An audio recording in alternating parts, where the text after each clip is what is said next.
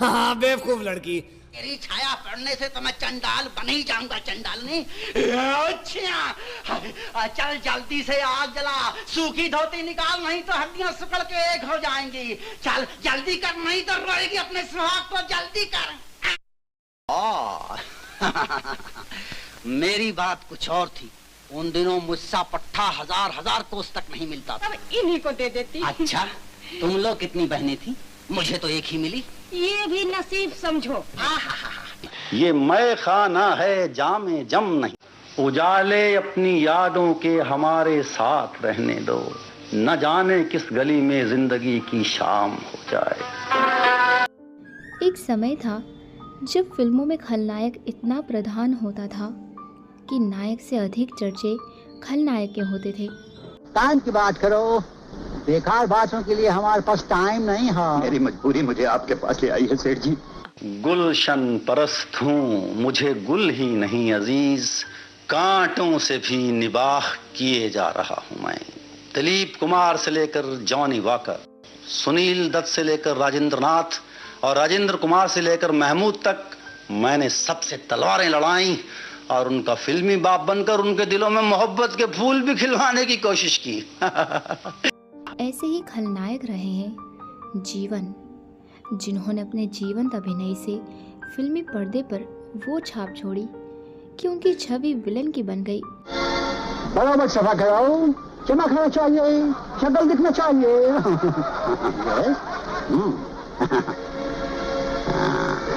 हाँ ठीक है ठीक है ठीक है। आज ऐसे भी रोल मैंने किए हैं जिनमें विलन ही कॉमेडियन होता है। सोचिए कितना मुश्किल काम है कि एक तरफ तो आदमी अपनी हरकतों से दर्शकों के दिलों में नफरत पैदा करवाए और दूसरी तरफ अपनी बातों से उन्हें हंसाए। मजा तो ये है कि ये बेजोड़ मेल मैंने ही फिल्म मेला से शुरू किया है। मतलब ये कि रोटी भी मैं खोलूं, दरवाजा भी मैं पकाऊं। मेरी शक्ल सूरत तो आप जानते हैं, एन गैन सी है। कद्रदानों ने मुझे बना दिया विलन, बैड बॉय, खराब आदमी। आपको बता दें कि फिल्मों में अभिनय भले ही जीवन ने विलन का किया हो, लेकिन असली जिंदगी में वो हीरो थे। दिन बीते जमाना और बदला। रुपहली पर्दे की रौनक दोबाला हो गई जब दिलीप कुमार, राज कपूर, देवानंद, मीना कुमारी फिर विजयंतीमाला ने बागडोर संभाली। और साथ ही साथ प्लेबैक सिस्टम, यानी किराए की आवाज के साथ साथ होंठ हिलाकर गाना गाना। इसकी बदौलत रफी साहब, मुकेश और लता मंगेशकर ने इन सितारों के साथ चार चार चांद लगा दिए। लीजिए, चांद के साथ सितारों का मिलन, वाह वाह वाह वाह वाह वाह, क्या समा होता होगा। पता कौन सी फिल्म था? कोहिनूर में। याद है? कोहिनूर। अत्यंत शालीन, खुश मिजाज और लोगों की भलाई करने वाले। मोहे पहना के हार पिया, कर ले तू प्यार, अब न कहना देखो जी मुझे। बारी बारी सब उस्ताद मुझे छोड़ गए। लोगों ने अगर बॉर्न आर्टिस्ट कहकर लपेट ना लिया होता तो मैं इस वक्त शायद कश्मीर में किसी फटीचर किस्म के फोटो स्टूडियो में मक्खियां मार रहा होता, या लोग मुझे मार रहे होते, कहते हयो ये कैसी फोटो बनाई, सूरत ही नहीं पहचानी जाती है। कहा जाता है कि एक उच्च कोटि का कलाकार उच्च ही होता है, फिर चाहे उसे भूमिका कोई भी मिले। उस समय धार्मिक फिल्मों का प्रचलन था। धार्मिक फिल्मों में जब जीवन को नारद की भूमिका निभाने का मौका मिला तो वो इस भूमिका में इतने फिट बैठे कि नारद मुनि के रूप में आत्मसात हो गए। नारायण नारायण, लक्ष्मी, गंगा, सरस्वती और इन तीनों देवियों के बीच में घिरे हुए स्वयं नारायण। कश्मीर जन्नत नजीर। कश्मीर का जिक्र आते ही ख्याल आया कि मैं अपने देश के इसी खूबसूरत इलाके में पैदा हुआ था। महाराज अमर सिंह के राज में मेरे पिताजी वजीर वजारत के ओहदे पर तैनात थे और गिलगित के गवर्नर भी रह चुके थे। शायद कोई कह दे पिदरम सुल्तान बुद्ध। नहीं नहीं नहीं, ऐसी बात नहीं है। मेरे वालिद बुजुर्गवार बहुत समझदार किस्म के आदमी थे, बहुत ज्ञानी थे, और आदमी के लिए ज्ञान होना बहुत जरूरी है। मेरी तरफ ही देखिए, मुझे सिर्फ उर्दू और अंग्रेजी भाषा आती है, मगर फिर भी मैंने पंजाबी, भोजपुरी और गुजराती फिल्मों में काम किया। आइए मैं आपको एक भोजपुरी फिल्म विदेशिया, वाह वाह। उनको नारद की भूमिका में इतना पसंद किया गया कि इसके बाद तो जब भी कोई फिल्मकार नारद मुनि पर फिल्म बनाता तो वो जीवन को ही इस किरदार के लिए बुलाता। चमन बदला, चमन का रंग बदला, बागवां बदला, गला फाड़े पुराने गीत गा लेने से क्या होगा। मैं जब बाकायदा एक्टर बन गया तो उस वक्त मिस कज्जन और मास्टर निसार पुराने होने वाले थे। मिकनातीसी आंखों वाले चंद्रमोहन और छैल छबीले मोतीलाल के अरूज की पौ फूट रही थी। जाल सौदागर, बिल्ली मोरिया, गौहर और सलोचना अरूज की चोटी तक पहुंचकर फिसलने के सब सामान देख रहे थे। वाह। जीवन ने बॉलीवुड सहित अलग अलग भाषाओं की 61 फिल्मों में नारद मुनि का किरदार निभाया। सबसे अधिक बार नारद मुनि की भूमिका निभाने का उनका record Limca book of records में दर्ज है। भजमन नारायण नारायण नारायण, भजमन नारायण। बंबई का बालम, $1 मिलियन स्माइल वाला अशोक कुमार, चट्टान जैसे अटल भापा पृथ्वीराज और जेंटलमैन एक्टर जयराज खूबरू नौजवान हीरो बना करते थे। लीला चिटनिस, ललता पवार और देवका रानी बन की चिड़िया हीरोइनें बन बनकर तमाशाइयों की हालत खराब किए हुए थी। जीवन कहते थे कि फिल्मों में विलन के किरदार में उन्होंने जितने पाप किए थे, नारद की भूमिका में उससे अधिक बार नारायण नारायण बोलकर उन्हें धो दिया। नए जमाने के साथ साथ टेक्निक भी बढ़ गई है। फोटोग्राफी और आर्ट डायरेक्शन ने तरक्की कर ली है, खासकर सेट। सेट तो अब ऐसे लगते हैं कि वाह वाह वाह, ये सोफे, ये गदलेदार कुर्सियां, ये कारपेट, वाह वाह वाह, अभी फर्नीचर मार्ट से मंगवाई गई हैं, किसी ने इस्तेमाल नहीं किया अभी तक। नारद मुनि का रोल करते समय जीवन सिर्फ शाकाहारी भोजन ही लिया करते थे। इनका जन्म एक कश्मीरी परिवार में 24 अक्टूबर सन 1915 को हुआ था। मेरे मतलब कितने आपकी छत? भाई ये सारी छत मरम्मत करनी है। लाला जी चढ़ेंगे कैसे? चढ़ेंगे कैसे? कंपनी वालों ने सीढ़ी नहीं भेजी। श्री केसी डे के जाओ जाओ ऐ मेरे साधु रहो गुरु के संग, इसके बावजूद भी फिल्म इंडस्ट्री अपनी मस्ताना चाल से आगे बढ़ रही थी, क्योंकि यहाँ कोई किसी का गुरु नहीं। इसी सिलसिले में किसी ने कहा है, ये मैं खाना है जामे जम नहीं है, यहाँ कोई किसी से कम नहीं है। इनका असली नाम था ओंकार नाथ धार। बहुत छोटी, महज 3 साल की उम्र में जीवन के माता पिता की डेथ हो चुकी थी। वो एक संयुक्त परिवार में रहते थे और उनके 24 भाई बहन थे। ये जब 18 साल के थे, उस समय में फिल्मों में एक्टिंग का इतना क्रेज था कि फिल्मों का शौक रखने वाला लगभग हर व्यक्ति फिल्मी कलाकारों में अपनी छवि देखता था। मास्टर विनायक और सैगल साहब ने तो फिल्मी दुनिया में इनकलाब ही पैदा कर दिया। उस जमाने के एक और मशहूर गायक हैं श्री पंकज मलिक। पंकज मलिक का नाम आते ही वाह वाह वाह, अकीदत से सर झुक जाता है। और खुद भी फिल्मी दुनिया में भाग्य आजमाने का ख्वाब रखता था। और इतिहास में मेरा नाम सुनहरी हरूफ से लिखना कि मैंने कानून को जिंदा रखने के लिए अपने बेटे की जान की परवाह नहीं की। यही वजह थी कि बॉलीवुड में तब ऐसे बहुत से कलाकार हुए हैं जिन्होंने घर से इजाज़त मिले बिना भी घर से भागकर फिल्मों में अपना करियर बनाने मुंबई की ओर रुख किया। अभिनेता जीवन भी फिल्मों में अभिनय का ऐसा ही शौक रखते थे और घर से इजाज़त ना मिलने के बावजूद वो घर से भागकर फिल्मों में भाग्य आजमाने मुंबई आ गए। जिंदगी में पहली बार सुंदरता देखी, जैसे चंदा की चांदनी सिमटकर औरत बन गई हो। आपको जानकर आश्चर्य होगा दोस्तों कि जब जीवन मुंबई आए तो उनकी जेब में सिर्फ 26 रुपए थे। फिल्मों में अभिनय का ख्वाब लिए मुंबई आए जीवन को शुरुआत में काफ़ी समय संघर्ष करना पड़ा। उन्होंने डायरेक्टर मोहन लाल सिन्हा की स्टूडियो में रिफ्लेक्टर पर सिल्वर पेपर चिपकाने का काम किया और जब मोहन लाल सिन्हा को पता चला कि जीवन फिल्मों में अभिनय की रुचि रखते हैं तो उन्होंने 1935 में बनी अपनी फिल्म फैशनेबल इंडिया में जीवन को विलन का रोल दे दिया। फैशनेबल इंडिया उनकी पहली फिल्म थी। उस फिल्म में इनका अभिनय कमाल का रहा, जिसके बाद उन्होंने फिर कभी पीछे मुड़कर नहीं देखा। फिल्मों में उन्हें लगातार रोल मिलते रहे। दुबली पतली काया, लंबे कद और संवाद बोलने की अपनी विशेष स्टाइल के चलते जीवन ने फिल्मों में अपनी एक अलग पहचान बनाई। तुम्हारी उम्र तो बढ़ती जा रही है और अकल घटती जा रही है। बहुत अच्छी निशानी है। अरे भला सोचो तो सही, बुढ़ापे में अकल का बोझ कौन लादता फिरेगा। मेरे कमाल को हरगिज कोई जवाल नहीं। कमाल ये है कि मुझ में कोई कमाल नहीं। मेरे देश के रक्षकों, घड़ी मेरा मुंह बंद करना चाहती है और मैं आपसे भी और कुछ बातें करना चाहता हूं। दोस्तों, देशभक्ति की भावना उतनी ही मेरे दिल में भी है जितनी आप कहेंगे ओए छोड़ यार, तो फिर फौज में भर्ती क्यों नहीं हो गया?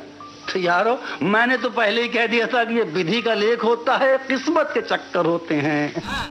अपने करियर के शुरुआती दौर में ही जीवन जान गए थे कि उनका चेहरा हीरो लायक नहीं है, इसीलिए उन्होंने खलनायकी के अभिनय को स्वीकारा। नारायण नारायण। फौजी भाइयों, कल्याण हो। मुझे याद है कॉलेज में छुट्टियों के दिन थे, बंबई नगरी देखने का विचार हो गया और सोचा कि फोटोग्राफी में थोड़ी सी और महारत पा जाऊं ताकि बीए पास करने के बाद कश्मीर में एक फोटो स्टूडियो चलाने में जरा और आसानी हो जाए। विधि का लेख अटल है, होनी बड़ी बलवान है। मेरे दोस्तों, आया तो था कैमरे के पीछे खड़ा होकर काम करने और पहुंच गया कैमरे के सामने। और एक लंबे समय तक इस किरदार में वो सफल भी हुए। आज इसकी इतनी हिम्मत हो गई, इसने राजकुमार वीर सिंह की जान लेना चाहिए।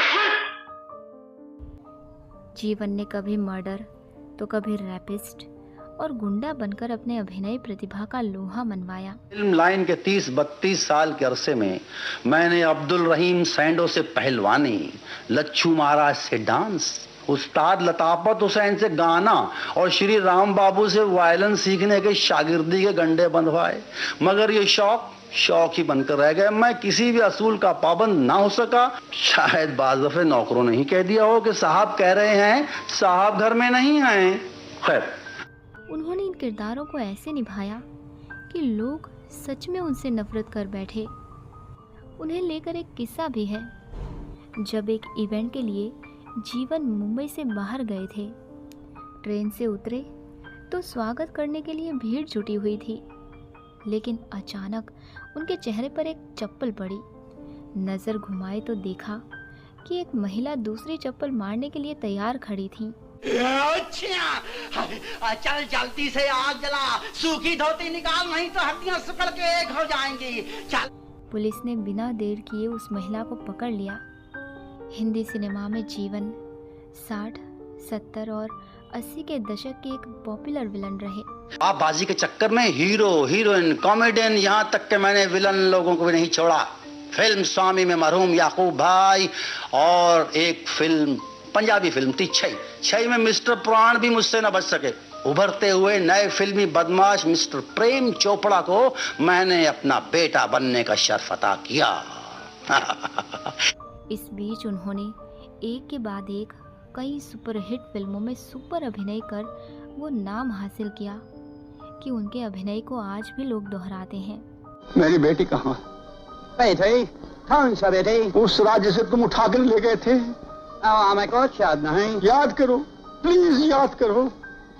उस रात जब मैं सोया हुआ था। हाँ, स्वामी, कोहिनूर, शरीफ बदमाश, अफसाना, station master, Amar Akbar Anthony, Dharmveer, नागिन, शबनम, हीर रांझा, जॉनी मेरा नाम, कानून, सुरक्षा, लावारिश, नया दौर, दो फूल, वक्त, हमराज, बनारसी बाबू, गरम मसाला, धर्मवीर।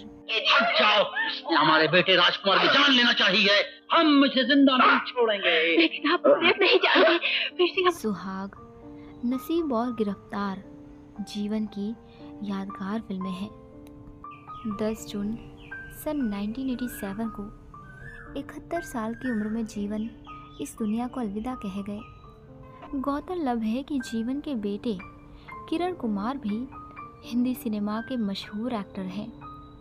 अपने पिता के नक्शे कदम पर चलते हुए उन्होंने भी कई फिल्मों में विलन की भूमिका निभाई। जमाने की रफ्तार को मीटर से नापते हुए मैं एक मिसाल पेश करता हूं, जरा सुनिए। अपने टाइप की बेहतरीन एक्ट्रेस ललिता पवार के मुकाबले में मैंने 1937 में फिल्म राजकुमारी में विलन महामंत्री, सन 42 में फिल्म मामा जी में मैं उनका मामू, 55 में एस.एम. यूसुफ की फिल्म में ललिता बाई का नहायती नालायक और बेहुदा किस्म का बेटा, और फिर 65 में फिल्म फूल और पत्थर में मैं अंदर और माल बाहर, वही खामिन ललिता बाई का, और फिर 67 में फिल्म आबरू में फिर ललिता बाई का क्या बना, छोटा भाई, अफ्रीका रिटर्न, दरवाजा लाल। मैं शर्मिला टैगोर का किसी फिल्म में बाप बना था, हाँ कौन सी पिक्चर थी, हाँ याद आया, सावन की घटा। लीजिए फौजी भाइयों, सावन की घटा फिल्म का एक गाना सुनिए। मतलब ये है कि फोटोग्राफर तो ना बन पाया, एक्टर जरूर बन गया। ये कैसे हुआ मैं मुख्तसरन आपको सुनाता हूँ। बम्बई में मेरे बड़े भाई मरहूम डार कश्मीरी साहब रहा करते थे। उन्होंने अपने जिगरी दोस्त और मेरे मोहतरम डी.एन. मधोक साहब से कहकर मुझे एक फिल्म कंपनी में फोटोग्राफी में और तजुर्बा हासिल करने की खातिर लगवा दिया। नई भाषा, नए नए लोग, स्टूडियो की हैरत अंगेज एटमॉस्फेयर, भाई मैं तो बुखला जैसा गया। दूसरी तरफ फोटोग्राफी का तजुर्बा जो मैं हासिल करना चाहता था, मैंने महसूस कर लिया कि ये कोई खाला जी का घर नहीं। उस स्टूडियो में दाखिल होने के 1.5 महीने बाद, जब मेरे कॉलेज की छुट्टियों में सिर्फ 13 दिन बाकी रह गए, आखिरकार मुझे एक इम्पोर्टेंट काम मिल ही गया। ख्याल रहे इस बात का कि मैं अभी तक फोटोग्राफी सीखना तो दरकनार, कैमरे को हाथ भी नहीं लगा सका था। हाँ, तो वो इम्पोर्टेंट काम था प्लाईवुड के 2 रिफ्लेक्टरों पर सिल्वर पेपर लगाकर उन्हें साये में सुखाना। हालांकि ये काम स्टूडियो के कुली सर अंजाम दिया करते थे, मगर मेरी खुशी और शौक पर गौर फरमाइए कि जल्द अपनी ड्यूटी को निभाने के इरादे से दोनों रिफ्लेक्टरों को छांव के बजाय मैंने धूप में ही टिका दिया। कंपनी के कंपाउंड में एक घना सा आम का पेड़ हुआ करता था। सिल्वर पेपर की चकाचौंध से बचने के लिए मैं उस तरफ चल दिया। वहां पहले से ही एक नई तैयार की जाने वाली फिल्म की टीम जमी हुई थी। सब के सब नए थे, बिल्कुल रंगरूट। मैंने सुन रखा था कि यूपी पंजाब के लड़के हैं और थोड़े ही दिनों पहले भर्ती हुए हैं। 2 या 4 लड़कियां भी थीं। सब लड़के पृथ्वीराज या इंडियन डॉगलस मास्टर विट्ठल, और लड़कियां बनना चाहती थी दुर्गा खोटे या कम से कम उमा शशि। वाह रे जमाने। कहानी के किसी सीन की रिहर्सल चल रही थी। मैं भी टाइम पास करने के इरादे से खड़ा हो गया। डायरेक्टर मोहन सिन्हा नए लड़कों को डायलॉग बुलवा रहे थे बारी बारी, तो पता चला कि रमेश नाम का रोल करने वाला लड़का आया ही नहीं। डायरेक्टर ने आओ देखा ना ताओ मुझसे मुखातिब होकर बोले, अजी आप भी कुछ बोल दीजिए बरखुरदार। वाह क्या समय था। किस्मत की राइफल मेरे भविष्य को बुल आई टारगेट बना रही थी और मैं कह रहा था, अजी मुझे एक्टिंग से क्या सरोकार, मैं तो टेक्निकल साइड का आदमी हूं। उधर भविष्य सुधारने के लिए डॉक्टर मोहन सिन्हा जिद किए जा रहे थे। खैर, मैंने स्कूल और कॉलेज के दिनों में शेक्सपियर के ड्रामे पढ़े हुए थे। इसके अलावा कॉलेज में बहुत से फंक्शनों के मौके पर जनाब आगा हशर और पंडित बेताब के खेल भी स्टेज पर करने में मैं हिस्सा ले चुका था। तो बस सिर्फ दिल बहलाने की गरज से मैं शुरू हो ही गया। बेताब जी की महाभारत में दुर्योधन चौसर में पांडवों को जीतकर कहता है ना, क्या कहता है, बहुत कुछ कर लिया राम मखमल के गदेलों में, सुलाऊंगा तुम्हें या पत्थरों में और ढेलों में, सरे दरबार खिदमत में हर एक बांधे कमर होगा, किसी के हाथ में बल्लम कोई करता चमर होगा। उधर धूप में रखे रिफ्लेक्टरों पर सूरज की किरणें अब तिरछी पड़ रही थी और मेरी दाईं आंख चकाचौंध चुंधिया रही थी। रंग जमता हुआ देखकर मैंने नाटक को जारी रखते और आवाज को पुरदर्द बनाकर आगा हशर साहब का नेक परवीन में से एक शेर कह डाला। वो है, अरे बेनवा उठ, अपने शहीद अदा को देख, ओ बादशाह हुस्न भला हो गदा को देख। मेरी तमाम ख्वाहिशें दुनिया को छोड़कर अब सामने खड़ी हैं तेरे हाथ जोड़कर। ये कहते कहते मेरी दाईं आंख जो सब हाजिरीन को दिखाई दे रही थी जनाब, उससे तो मूसलाधार आंसू बह रहे थे, क्योंकि रिफ्लेक्टरों की रोशनी अब काफी तेज हो चुकी थी। खत्म होते ही एक सन्नाटा सा छा गया और फिर वाह वाह वाह वाह वाह वाह की आवाजें बुलंद हो गई। डायरेक्टर साहब ने मुझे गले से लगा लिया, कहने लगे बरखुरदार, अरे तुम तो बॉर्न आर्टिस्ट हो, फिल्म में एक्टिंग करो, मैं तुम्हारी लाइफ बना दूंगा, फोटोग्राफी को मारो गोली। कहो दोस्तों है ना किस्मत का खेल, मैं एक्टर बना दिया गया। फिल्म थी फैशनेबल इंडिया 1936 की बेहतरीन तस्वीर। ये होता है विधि का लेख और भगवान की माया। अब मुझे इजाजत दीजिए, उजाले अपनी यादों के हमारे साथ रहने दो, न जाने किस गली में जिंदगी की शाम हो जाए।